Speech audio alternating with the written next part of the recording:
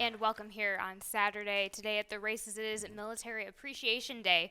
Myself and Keith Fustel guiding you here. We've got plenty going on, but let's take a look at the track. Okay. A little bit of a better sight than what it was yesterday, Keith. Yeah, the rain is gone. The skies are clearing. Fast and firm today. Got through yesterday's card. It held up. So we're looking forward to this weekend. Veterans Day today. Thanks to everyone who has served. We're here because of you, no doubt about it. We get to experience the good things, in life because of you as well. So thank you to all of our veterans. And we're going to have a little. I think Baltimore Polytechnic, the group's going to be out here later. We'll talk about that at the Yes. end of the show. Don't want to steal any of your thunder there, Callie, but You're fine. yeah. Yes, but we will I'm have set to go. Yeah, we'll have the Baltimore Polytechnical ROTC give us a nice drill performance in our anthem leading into today's races, which is why we are going on a touch early today, so the stars can shine on them. Of course, ever so grateful for all the veterans out there, and especially as we get to enjoy some racing here today. Let's kick things off on this 9 race card day with some stakes action in the early pick 5. This is a maiden special weight for the 2-year-olds, going 1 1/8 on the turf scratch, and the 12 scratch, and the 14. The 13 stays in and runs. Amen McLaren at 20 to 1. Keith, you have the number 1, the inside, the rail horse, and St. James the Great for Kerry Bryan. Horacio Caramanos gets the call today. Yeah, Kerry Bryan's horse is running well right now at Laurel Park. This was a tough little opener, I thought. I kind of narrowed it down to these 4. I don't know if we're going to have any huge prices. This one getting early play might tick up a little bit, but I thought St. James the Great with the blinkers on last time, a little quicker third quarter, had to chase into that, but kept on very well at the 1.16 miles. I like the draw here to the inside, extra 1/16 of a mile. I don't think is really going to bother this one too much. I mean, it was caught wide and when making that advance. The winner was that higher price Actress horse, was able to kind of prompt and kicked away nicely. That was neat. But I'll take a shot here with St. James the Great. I think the flow's going to be good with Modica coming in. George Weaver's horse should take plenty of play, but I think we'll be kept, alert here with City Leader is going to be prompting from that outside. Took plenty of play. This horse very well bred, as a lot of these Delacour horses are on the bottom side. You see Hawksmoor, multiple graded stakes type on the turf. The blinkers come off. Might have been a little bit too keyed up in debut. This move, a 29% move with the blinkers coming off with the 2-year-old routers of late. 6 for 21, 12 for 21 in the money. And there we have it. 1528 for Keith Fustel there in race number 1. Race number 2 starts the early pick 4, and it is a claiming 20,000 for the 2-year-olds, going a 1-turn mile here on the dirt. Scratched in one of the coupled entries, the 1A in the Little Lance. Keith, you have the number 1 on top, and Chicka Chuck, you also have a stat on Jamie Ness here today. Thought it was a potent entry. I still think it's a potent single. My part here with Chicka Chuck. Jamie Ness, and we adjusted a stat from Little Lance to Chicka Chuck, but here we go. Last 3 years, 4 for 8. Not a huge sample, He doesn't do this move a lot, but he's had success. 50%, 6 for 8 in the money with the 2-year-olds going turf to dirt. Chicka Chuck, that ROI is huge too, 520.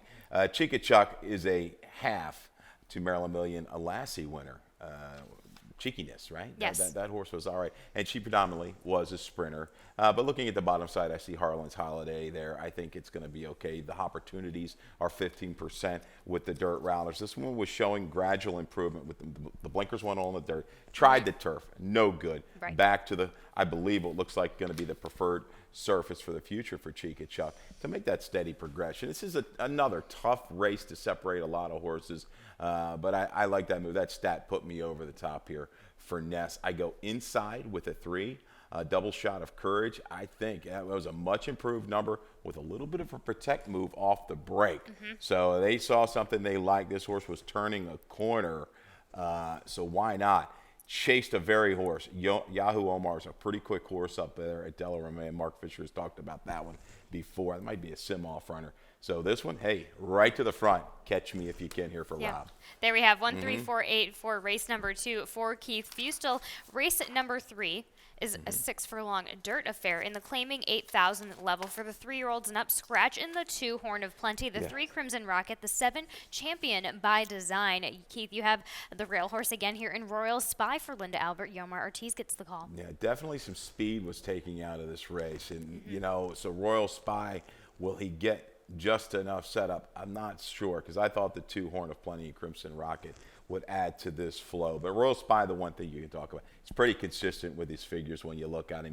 He's a high 60, low 70 type.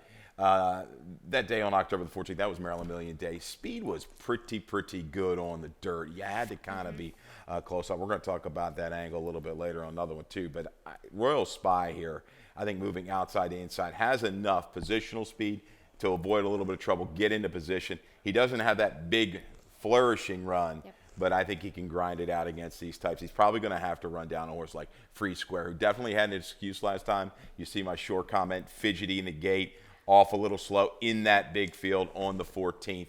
This one, when he's right, he's quick. Lacey's horses are live. You got to pay attention to them. I think he and Pepe Haywood are the pure speeds in race number 3. Free Square, I believe, kind of shakes free. We'll see if Royal Spy or Dr. Doyle can run them down. We've got video of the 8, right, Cal? Your top selection. Dr. Doyle ran really good. And this one took a lot of play last time. I think this horse was lined maybe double digits, and I thought it was the right line. And this horse just got bet early, and the money stayed. And ran against, a decent field here for open 8s. We're going to see Nottaway, I think, maybe next week, I think I saw in the entries. But watch this little move. Down inside, chasing that quicker flow. Works outward a little bit, but unfortunately, shut off right there. Now, you're thinking this horse, and if you look at his form even, he looks like he always wants to be close and chase and maybe fade a little bit. No. He picks it right back up. That was his first try over the Laurel surface. Maybe he likes this track, hence the improvement, and really gained to the wire for Dr. Doyle. He'll set up shop, stalking Free Square and Pepe and Haywood. And there we have it, 14864, Keith Fusel there in race number 3. Race number 4 brings on a slew of action, like your pick 3, Keith. Let's go ahead to your ticket and see what you got for us. Yeah, it's a little pick 3. We the pick 4 I thought was going to just be a little bit too costly today. So we'll stay with this, and then we've got some value in here. Race 4 with the 1, 2, 4, and 5. Spreading again in race number 5. I've got 2 shots in here I like on top with the 1, Kneel to the King, and the 7, Goodbye No. They're my top selections. We're going to go 1, 5, 7, 9 in there and wrap it up 3 deep in the 6 with the 1, Cap Classique, the 7, Miss Harriet, that Dan Illman play of the century on Maryland Million Day, and the 8, Ronin Goddess, for a $24 ticket. I like this ticket a lot, Keith. It has a lot of heft to it, a lot of density to it, which I like to see, because on the other side of it, my Rainbow Pick 6 is quite a skeletal ticket that we've got going on. So really big contrast there. I try and keep these tickets as cheap as possible for you guys, just to give you a base structure. So I go 2 deep here in the 1A Rousey Express and Bad Temper, who we're going to get to in a second. I go 3 deep in race at number 5 with the 5, 9, and 11 in Noble Wave. You go with the 1 in that race, in race number 5, that maiden special weight. I just have that one on my picks as well. And then 2 deep for the rest of these races. We'll talk about some significant scratches in some of these stakes races, and we'll get and dive into those races. But there's a $19.20 ticket for you in race number 4, kicking off that Rainbow Pick 6, and it is in a restricted allowance for the girls 3 and up, going 7 furlongs on the dirt. Another scratched coupled entry in the 1, Shine Like a Diamond. Keith, you go with the number 4, Bad Temper. Let's go ahead and roll right to that last start for Gina Perry and Tiny Slide Pustina. Here we go. The Gina Perry train just keeps on a rolling. First time Gina Perry, last time out. Just tracks. Track the duel here, and is going to work out a trip betwixt and between past the 5/16. Shifts in a little bit. Here's the key. Obviously, you look at the buyer figures. It's a nice hefty jump up to a top, a 73. But watch the finish. Thais Lion Pistina, just a steady hand ride. Look at this. Confident. Obviously, they picked something up about this 5-year-old mare by Super 99, and she wins comfortably here, going 7/8 of a mile. She's right back. I think she's strong again. A little stat, limited starters, because we know Gina Perry hasn't run a lot of horses. 4 for 5. 5 for 5 in the money. Winners last out and off of a top buyer figure. That's what you get with the 4 Bad Temper. And then Tamchar has come back to run big. 5th place finisher out of there, Bella Bettina, ran okay, went second in an A other than. So it works here. Bad Temper, good position here. Some of the speed comes out with the one shine like a diamond. Might put her even a little bit closer to strike again. Yeah, there you have it. You also go with Deeds of Love underneath with Ned Allard, J. Ron Barbosa, trying to just kind of get back into the swing of things, I believe. Yeah, just a little bit dull last time. Maybe the bump kind of threw her off because she was good. Her first 3 starts, I'll give her a little bit of a pass. They hold the level here for the state-bred, state-sired allowance. It's another one. Will be probably mid-pack, 4 or 5 out of it mid-turn. Hopefully ramps it up from the 3/8 pull home. You also go with Rousey Express underneath, who will be drawing out of, or breaking out of the 8 post in the 1A for Jamie Ness, Jamie Rodriguez, just trying to build off of that nice effort at that mile distance at Delaware last time Yeah, out. and a good sharp move off the claim over this track. You see the common inside move ridden out, something left. The Lasix off to the next start ran okay.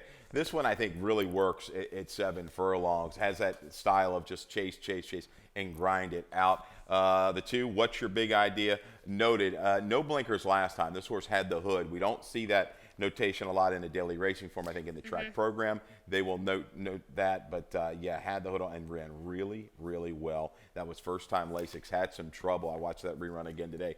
Had to steady right there about the quarter pole, forced out, recovered, straight and true to the wire, kicked away eagerly.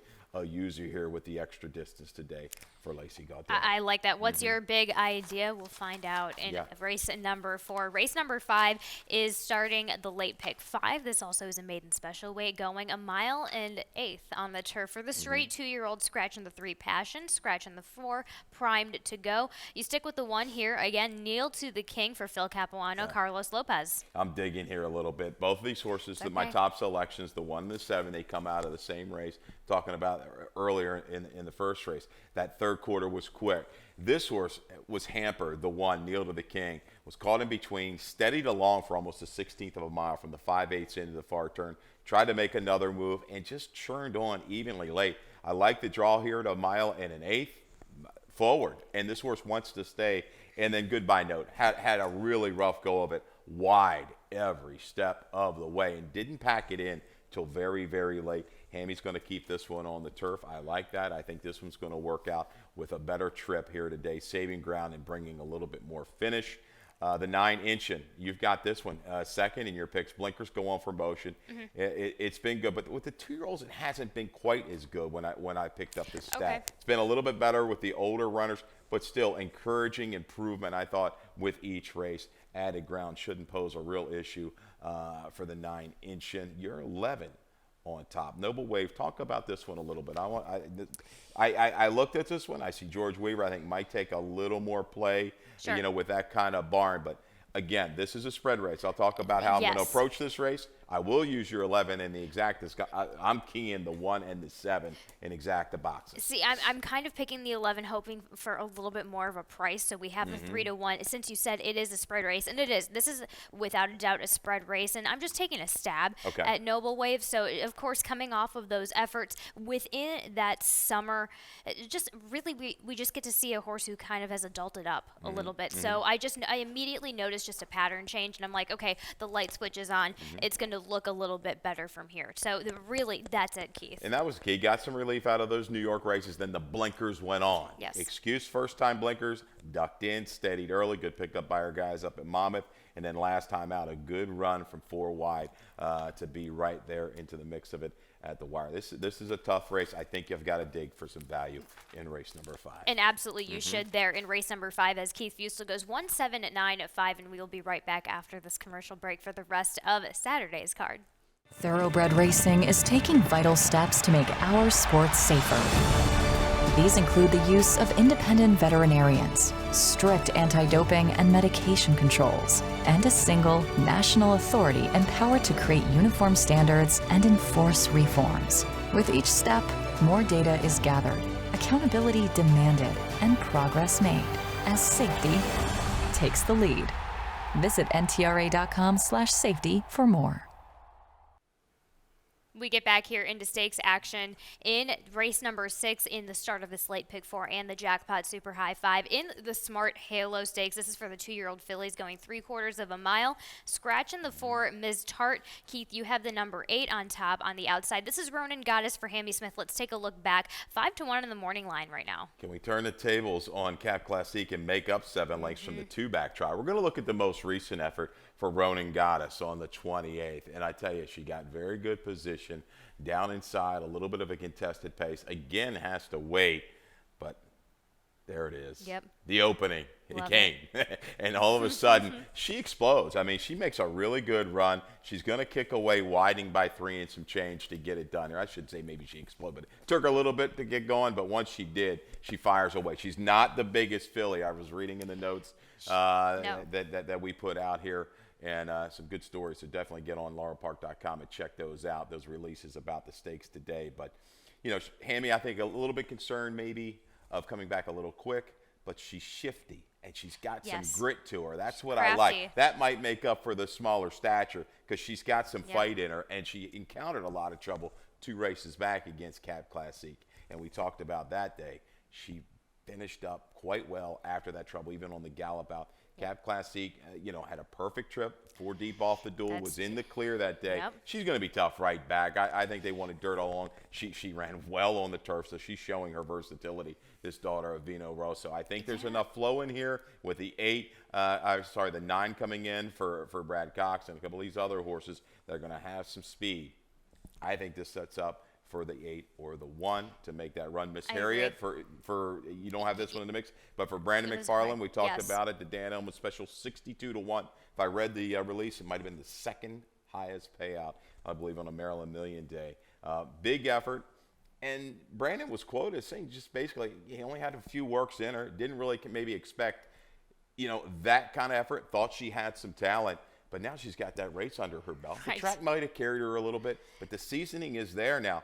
Don't discount the talent here of Miss Harriet at 6 furlongs. I think she's going to be very, very tough. Right back. Absolutely. I nice setup here in the Smart Halo as Keith Fusel goes 8-1-7-9. Of course, we have to just talking about the Cox horse. You can't discount the Cox horse just because this one's coming in. Sheldon takes the call, but I mean Toledo was riding that other Brittany Russell horse anyway. A bit of a need, just flat out need the lead type, but then also gets advantage of the outside post. Yeah, I mean, and maybe she's just this quick. I mean, that number 82 kind of jumps out at you, no doubt about it. But I think I think this is going to be a little bit tougher group. Hey, she might win it. She might get it done. I think they talked about it. They've got her lined up, I believe, in the sale, in the Keeneland sale coming up.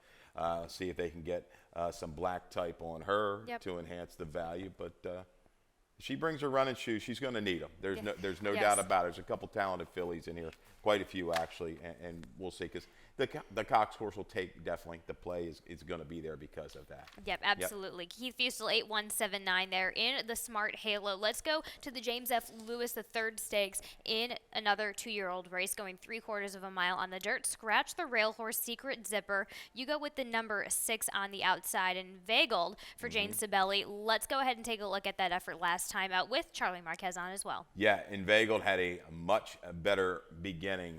The blinkers went on. In debut with Pimlico, did break okay, but then got in a precarious situation about a 16th of a mile into the race, had to steady, but made another run and showed a lot of heart. This day, from the inside post, we always say, the inside post. This horse broke sharp with the blinkers, went right to the front. Look how big this guy is. He's solid. I mean, I think Sibeli was even quoted saying this horse looks like a 4-year-old almost when you watch him go. He was very sharp. I think right back, those blinkers, have got him tuned in now. He might take a little pressure. I think he's going to be around a long, long way in here. Copper Tax obviously looks like the horse to beat, a neck away from being unbeaten. 4 for 5 lifetime. It'll be interesting. Right. Now, he's drawing inside. I don't know if he's got enough as much true speed as a couple of these horses. I'm talking gate speed, that first 16th of a mile, because I went back and watched that race at Delaware. Now, granted, it was on a muddy sealed surface. This horse was a little sluggish the first 1/8 of a mile. and then got put into the race. And, man, when he leveled off, and that's the key with this guy, when he levels off, he just keeps on going. He's like a freight train. So there, if he keeps them in the sights, he's going to be running at you. Specifically, which Delaware race are you talking? The two-back race, going 6 furlongs. Okay. Absolutely. Yep. When I watched it, Sure. he came out of that gate. Jock pushed him a little bit. He backed up a little bit off of that. Yep. And then he got rolling. He got into the quarter pole. I'm sorry, after about a quarter of a mile. Yep. 4 deep move and just kept on chugging. I like how he got the work over this racetrack, a recent sharp half, trying to keep him into the race. They'll keep him into it. Because just to his outside, Butcher might be a little bit quicker. And I even think Inveigle might have more natural gate speed. Not saying this guy can't run him down, though, because he's showing a ton of talent. He's shown some decent gate speed figures to keep up, but it's just a matter of the fact if he's going to be able to keep up those numbers being on the inside. It's just, I agree with you, very paramount that he gets the good break in here today. Yeah, wouldn't surprise me if he wins. Absolutely not. He's got a ton of talent, and I like the way he goes because he responds. Some horses, if you kind of get into him a little bit earlier, they'll kind of lay down. Not this guy. He responds to it, and he's got the right kind of rider for that kind of style. So there you go, 6.253, just a little bit better price with this horse. The 5 Catalina Moon, don't really want to discount him at all. Nope. Really good effort, great ride last time for the X-Man, kind of getting this horse to rate and settle off of what was a 5-way duel early on. Had to wait, moved up behind him at the quarter pole, sat chilly, found room, kicked on, even lugged in a little bit late, and he lost the whip there, but went out late, widened under a hand ride, so he's showing some definite improvement there. So yeah, 6.253 for me in the 7. There we go. And race number 8 is the 38 Go-Go Stakes, a mile and 16th on the dirt for the girls 3 and up.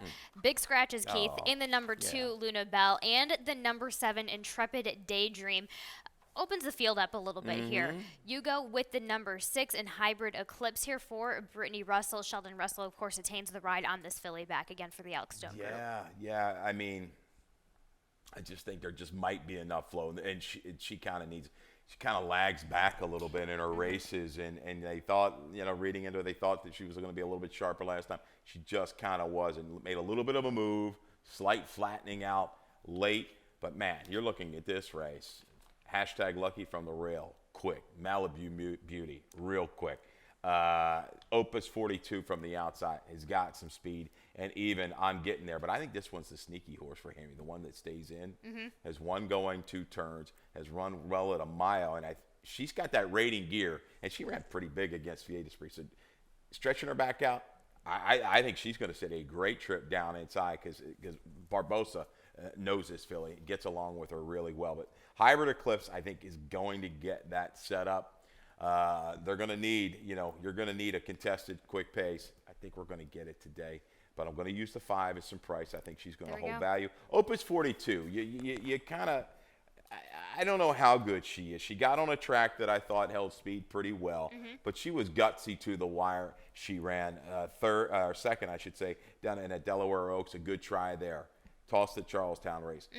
I do believe she has the ability to sit just off of them and make that move. Yep. When she goes into that flow, you got a couple of these fillies out. They don't just give it up. So she's going to have to stay on and stay true and win that battle, say from the 3/8 pole to the wire. I just worry about that last 16th of a mile for her, but she showed it last time. Yeah, I think she's going to be set up to improve, and that's what that last little bit is precisely of that last race is what I like about her. So there we have it, 6-5 at 10-8 and the 38 Go-Go for Keith Fusel in race number 8. Our nightcap here of the day is a maiden claiming 12-5, going a mile and 16th on the dirt for the straight 2-year-olds. Keith, you have the number 2, as do I, in a Painter's Prodigy. Gary Cap, Carlos Lopez, first-time routing, always attractive in the Gary Cap barn. Yeah, take the shot here. $65,000 purchase in for 12.5. You don't like seeing that. I'm just thinking, hey, let's try to maybe cut the losses here a little bit. Get this one ready to go. By Painter, we unfortunately lost him, I believe, yesterday. A stallion that I've always liked, get some versatile runners by Painter. Lone Sibling was a 4-time winner. Gary Cap with these 2-year-olds going long the last 5 years. Not a huge sample. First time out, going long. 3 for 7. Okay, one of those was Intrepid Daydream, who we were hoping to see today. He having had another, and I forgot about that source. Hoffa's Daydream, that horse ran like a 95, I think it was, in debut. Ran off by like 15. So let's take a shot there. Real quick video spotlight because I know we got to roll. Sugarhoof was really good last time. Second time blinkers on the stretch out for fair. Just had to tap the brakes a couple times and never, got super. You see how keyed up this horse is just to the inside of rivals, heading past the 3/4 pole to the 5/8, just right here, just sitting there.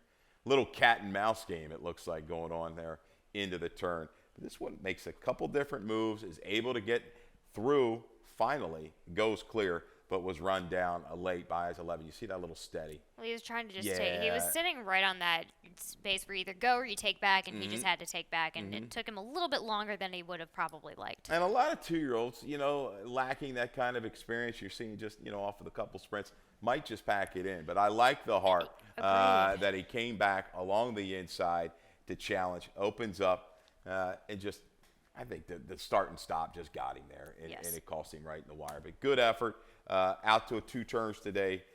Probably going to be the favorite here. Take a lot of money. Why not? I guess if you're going to say the horse to beat, Sugar Hoof's the horse to beat. And there we have it. Keith Fustel goes 2-3-7-6 in that nightcap of here for Saturday racing. And of course, let's dive in to your best bet and your value play of the day so far. Your best bet isn't Bad Temper, 10-1 on Gina Perry and Thais Laiapustina. Yeah, she got in great position last time. Maryland Million Day slipped through inside, got it done with something left in the tank. They figured something out about her. I like her right back. And your value play of the day is Kneel to the King in race number 5 on the rail for Phil Capuano and Carlos Lopez at 12-1. I think gained a lot. Had some issues through the backside. Still stayed on okay with a rider that's going to put this one into the race early. It looks the type that's just going to stay the trip given the right flow. You're getting 12-1 morning line. I like that. Let's get it.